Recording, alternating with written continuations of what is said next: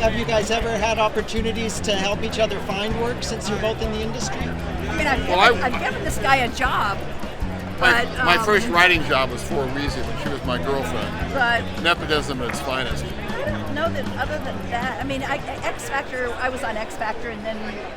I don't even know if you suggested me or if it just came up. I mean, just maybe Bob asked. I don't think I suggested you, but I didn't say, oh no, not that guy. Not that guy. No, I said good. So I don't think I found Wisnia anymore. Star Wars? But I hired, no, and Milgram hired me. Milgram hired me. You took over the book as editor, but I was already drawing at the time. Yeah, no, I guess not. Not really. You never got me a job. And she didn't get. Oh, sorry, honey. You never got me a job. I know, how bad. And basically, we got into comics. We didn't meet. We met through mutual friends, and we began dating right after Wisnia got into the comics through a magazine publishing. But it had nothing to do with me. So it just did work out. But it wasn't like we were. I mean, we were encouraging each other certainly, but we weren't finding each other jobs. It didn't work out like that. It wasn't necessary. We didn't really need to. No, we didn't. It worked out okay. And when Wisnia decided to quit editing and become a writer, she got writing on her own recognizance that had nothing to do with me. Right. How you got a job in Power Pack? Well, I got a job in Power Pack because Shooter liked my proposal, essentially. I mean, I can give you the long version, but that's the short version, and that's how everybody gets a job when they propose a book, is that if the editor or publisher likes it, then you're in. Yay! I mean, in that case, the simple things. And then it did really well. And I got a lot of other job offers, writing offers, so I quit editing and decided I would write. A lot of editors liked it a lot. It was more fun. Yeah. I mean, basically, she took it as a one-off issue of the new characters. And she had June Brigman, who was the artist. June had never done a comic book in her life. Wisnia hadn't really written a couple of stories, not much. And June said, "This is great. It's now a monthly book."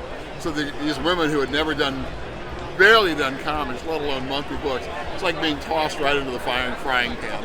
And it worked out just fine. But again, you're kind of going, "Oh my God, what am I going to do?" But it did. They did great. So much for me telling the short version. Well, that was the semi-short. You can't do short. I can't. But that was not. Well, I thought it was so cool that you took it as a one-off project, and suddenly it was like a monthly thing. Yeah, I know, that was nice. Was there ever any kind of situation where, for a few months, neither of you could find work, and it got a little nerve-wracking, or? I won't give you the whole story. The only nerve-wracking thing we had really was Wisnia was working for Warren Publishing, who did as the senior editor, and they did Creepy, Eerie, and Vampirella back in the black and white magazines, horror magazines back in the day. And we ran a situation when she became the editor where she felt she had been unfairly treated in the office, and so she quit. And at the day she quit, the publisher was not in. I just left a note at his desk. So Wisnia left a note at his desk on a Friday and walked out. So that weekend, and there were no royalties at that time. This is long enough ago, there were no royalties. So it was going to be me, an apartment in New York City, Wisnia, and our daughter.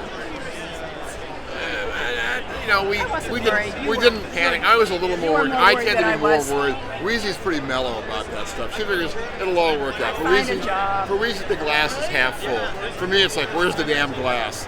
So it worked out fine. And then actually what happened was Warren came in Monday morning, apparently opened up the note, somebody told Wisnia later, and went white. And he called us up. In a panic. And he could be, he could be a pain in the neck, but he could be incredibly charming when he wanted to be. He was really a master at that stuff. And so he talked to Wisnia. He apologized to me, he apologized to you, it involves he apologized to the universe. And then Wisnia went back to work for him. My feeling is she should have held him up for more money, but that wasn't really the point. That wasn't the point. The point was he better behave himself, is all. So he behaved himself and she stayed working for him.